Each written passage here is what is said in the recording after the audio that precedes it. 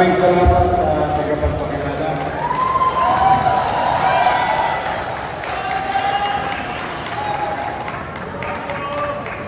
Dr. Muhi, VP Kapasin, EVP Gilio, Engineer Okinano, VP Ramilo, VP Testor, VP Gata, Oficiales, teaching and non-teaching personnel o PUP.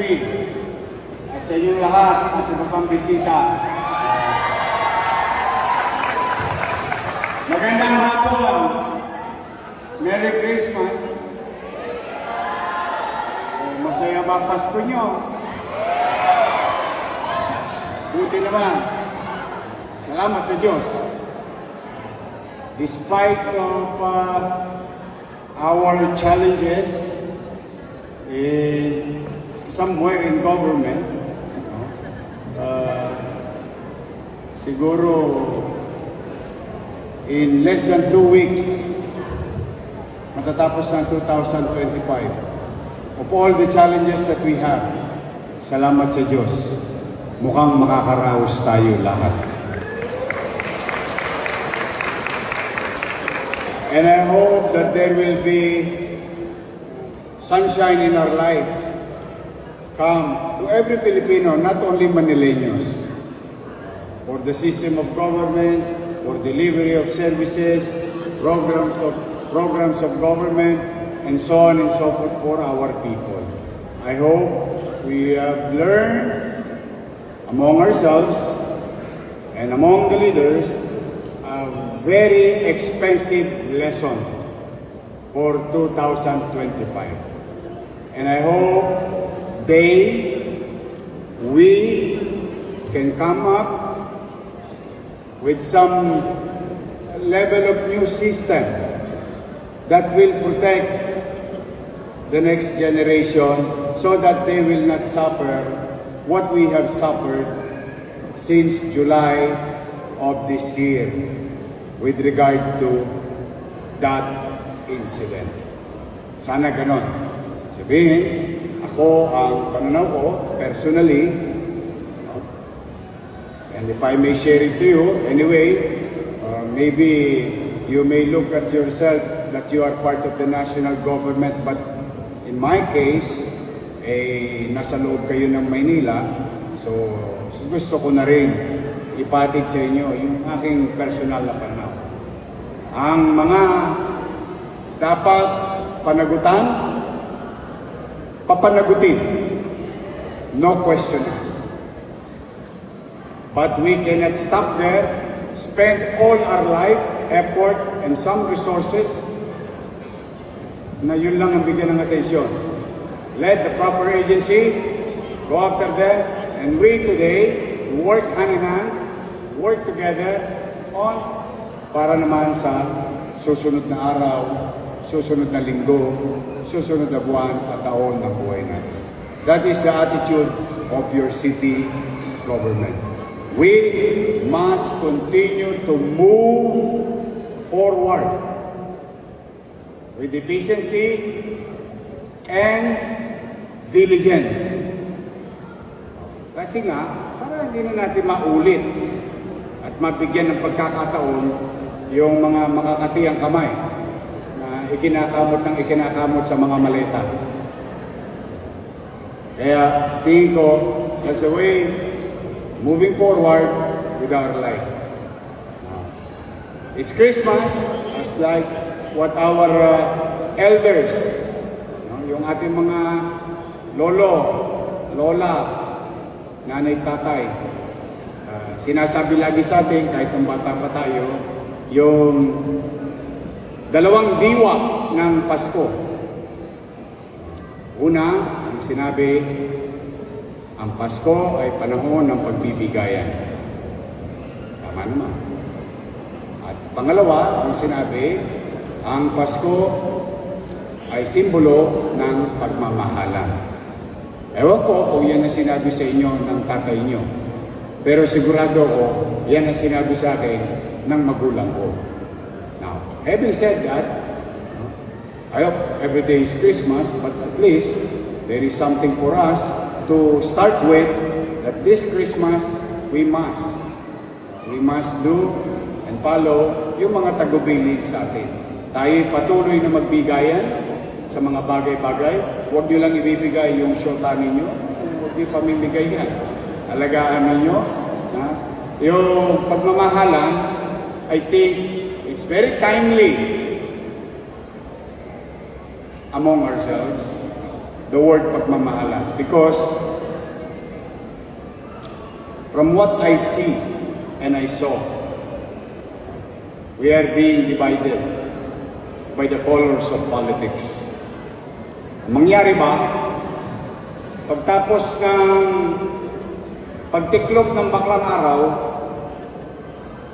sila-sila pa rin na magkakasama. Ang tao pa rin. Nga. So why would we hate each other because we disagree on our political beliefs? Why would we do that to ourselves as fellow Filipino? So, by respecting others' opinion, at huwag mong isubo na para bang kanin na mainit yung opinion mo sa bibig ng ibang tao, that is one way of giving respect, because your opinion is as good as mine. And we should not hate and divide ourselves as fellow Filipino. Kaya moving forward, para sa akin talaga, sa Maynila, ang dami pong nanakit sa akin. Totoo po yun. Noong 2025 May 11. Masakit po. Hindi nyo makakain yung mga salitang ginamit laban sa akin ng kapwa ko, politiko o kandidato. But then again, unprecedented, broke all historical data that the mandate given to me by the people of Manila. Now, kaya ko sinabing pagmamahalan, alam niyo po, mahirap sa isang taong nasugatan ng puso ang magpatawad. Napakahirap. O lalo na, medyo hiniwa ka na ng blade, nilagyan pa ng kalamansi. Ganon kahapdi. But you know, in leadership, sometimes, ano ba ang mangingibabaw sa iyo? Yung personal mong gigil, ipaghiganti, ikaw ang nasa ibabaw, o yung tunay na suliranin ng nasasakupan mo. I opted to forgive. Yes. Pinili ko na huwag maging toxic ang buhay ko. Because yung trabaho ko mismo, toxic na. Because 2 million Manileños, nighttime, and 3 million, which one of you, daytime, who comes in and out of the city. And I have an obligation to make the city maging maaliwalas, maging panatag. Kaya po, minabuti ko na patawarin silang lahat. At hayaan ko na ang taong bayan ang umusga pagdating ng kampanya.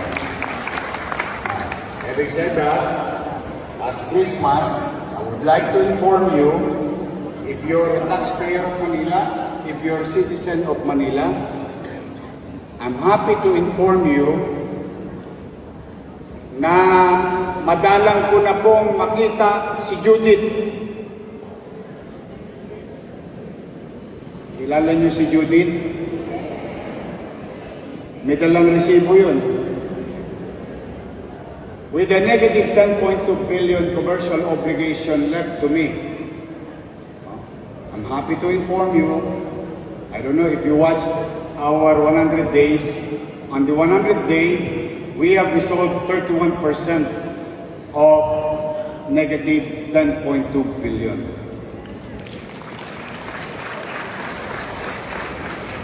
Layo pa, but it's being done.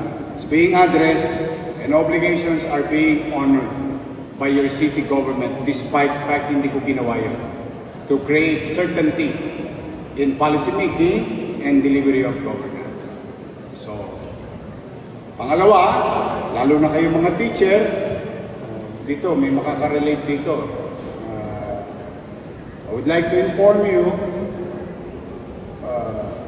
of 54,000 business establishments registered in the city. Our mortality rate, or what you call the retirement rate of businesses, is that we've lost 2.4%. But on the other side, we have grown 12.9% of new businesses in the city of Manila.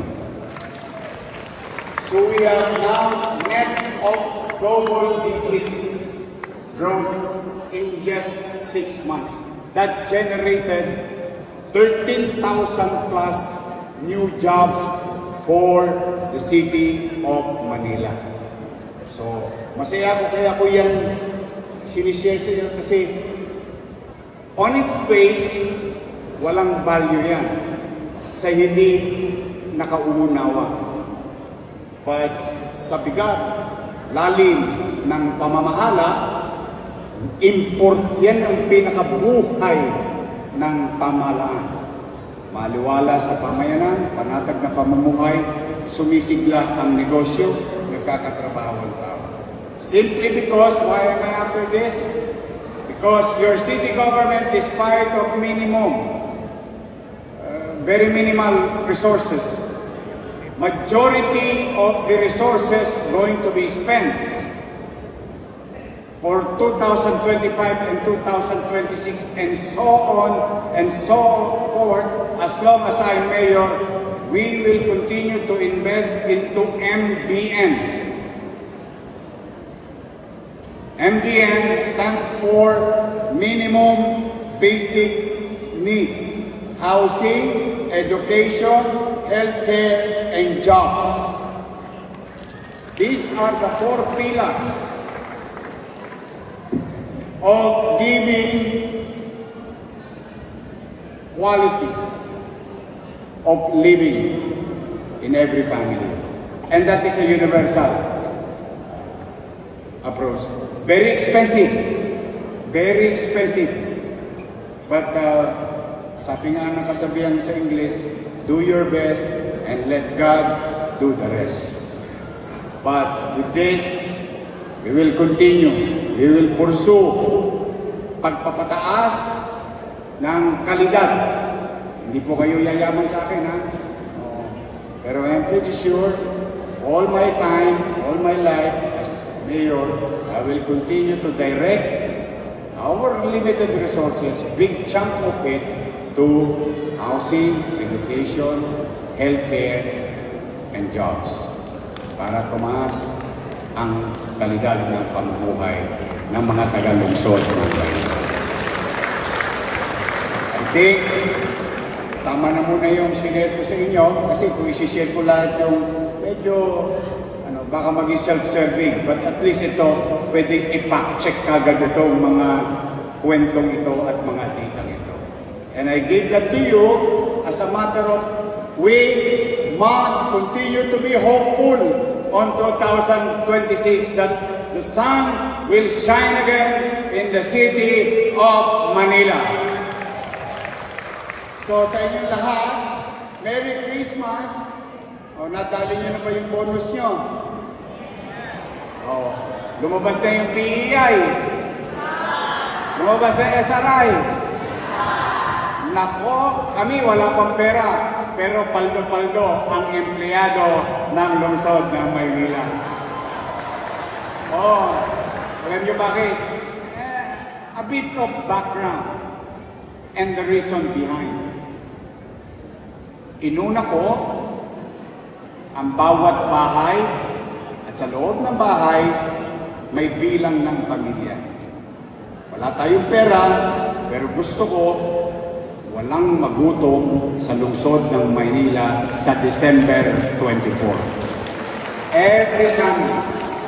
Natapos yung sa labas ng bakuran ko, siyempre, may nasasakupan din ako sa loob ng bakuran.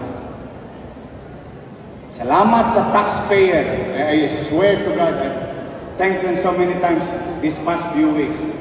They responded to the call that I made. I'm happy to tell you, kung may kamag-anak kayo, o may mga utang sa inyo yung mga taga City Hall, pwede nyo na silang singilin.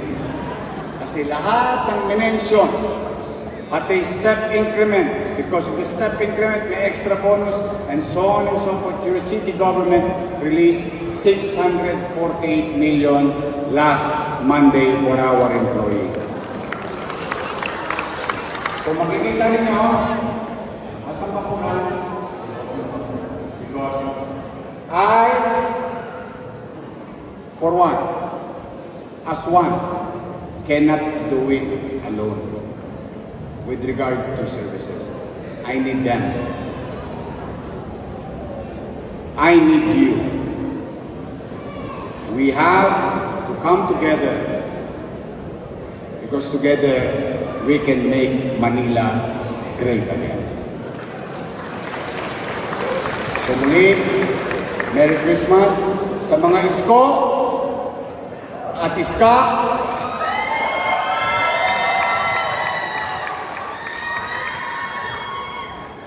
Magbuti kayo. Sayang. Sa kabilang dako ng lipunan, may mga kasing idara ninyo wala sa institusyon na ito. It's not because ayaw nila. Because of their situation. Kaya, palaguin ninyo, bigyan nyo ng importansya yung napagkaloob sa inyo ng Estado na kayo'y matupad ang inyong pangarap in the future through this institution. Give value on it. Don't forget it. While it is a right under our Constitution, but a simple thank you to our teachers, to the leadership of the school, to the institution, will boost their heart and mind pag na-appreciate natin ang sampal. Kami,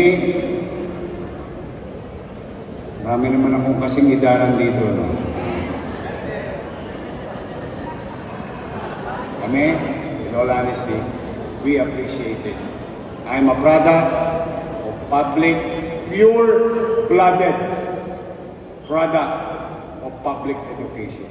And I'm grateful to my school, I'm grateful to my teacher, I'm grateful that there is such program for a kid like me. Kaya kayo, I wish that maging matagumpay ang inyong buhay. Now, meron lang akong request bago ako magtapos. I hope mapagbigyan ninyo ako. Mag-isuyo lamang. Yung mga basura na nakikreate natin as individual, not only as a community, ilagay nyo lang sa tamang sisidlan. Yung susunod, obligasyon ko na, kolektahin ng tamang oras itong mga basurang ito. Kasi, maybe some of you, if not most of you here, went to BGC already, went to Makati already. They have beautiful buildings. We are an old city. But if there's one thing about we, Manileños, should be proud. Our city has a character. Old, but with character. With story to tell. Then, it's just beautiful. Now, having said that, old, with character, the least thing that we can do is maging maaliwalas ang ating kapaligiran. At yung obligasyon ng pamahalaan na kunin yung basura ay pumanatag kayo, ayusin ko. Ha? So yun lang inire-request ko. Let's be responsible to our surroundings. Wala na, yung iba hayaan nyo na sa akin. At bilang kasiguruhan sa inyong lahat, pumanatag kayo. I am no angel. I will never be perfect. And there will be no perfect government that I can offer to you. But I guarantee you, there will be government that function and serving the people, not the politician. That is my commitment to you. At ako naman, bilang tao, bilang leader, ang regalo ko lang sa inyo, umanatag kayo, mag-iinam ako, magbubuti ako. Pipilitin ko na magbuti. Maaaring madadapa ako minsan, konting pangunawa lang, pero kung saan ako nadapa, doon din ako babango. At hindi ako titigil. That someday, somehow, matiwasay ang pamumuhay sa Maynila. Merry Christmas, Happy New Year. Pagpalain nawa kayo ng buong may kapal. Maraming salamat. Manila, God first. Thank you. Maraming